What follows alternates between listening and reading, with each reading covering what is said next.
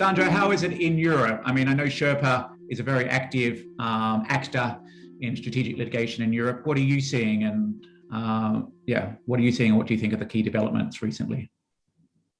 Well, we do indeed see that strategic litigation has a crucial value and play a major role in the wider effort to end trafficking and slavery.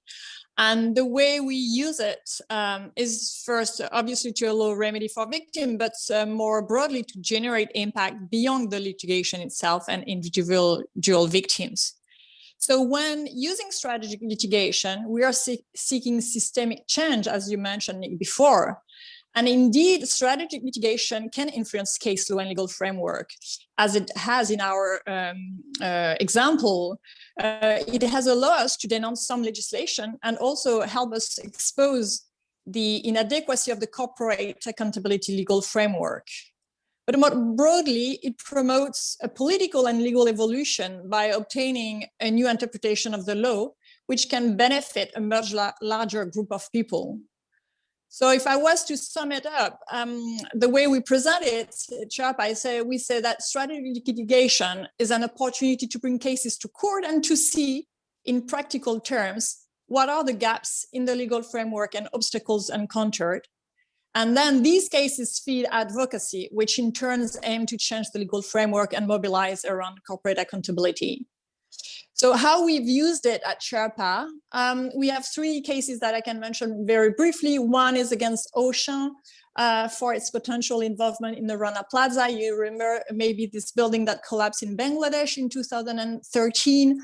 And I think the importance of this case is that it helped illustrate and demonstrate the need for legislation that hold multinationals accountable.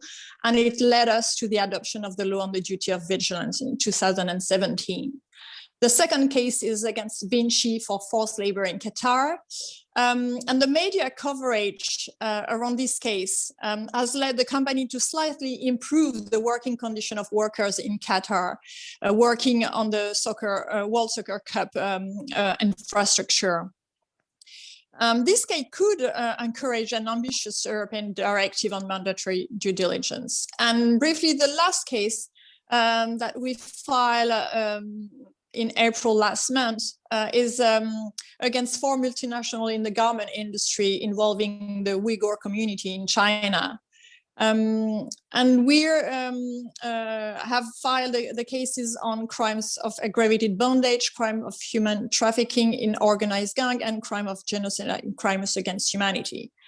And we consider that while journalists and researchers have highlighted the existence of systemized forced labor in this region, those companies, as well as many other transnational, obviously, but continue to subcontract part of their production produce in this area, thus knowingly taking advantage in their value chains of the workforce in a region where crimes against humanity are being perpetrated. Well, thanks, Sandra. Some big and ambitious cases underway there.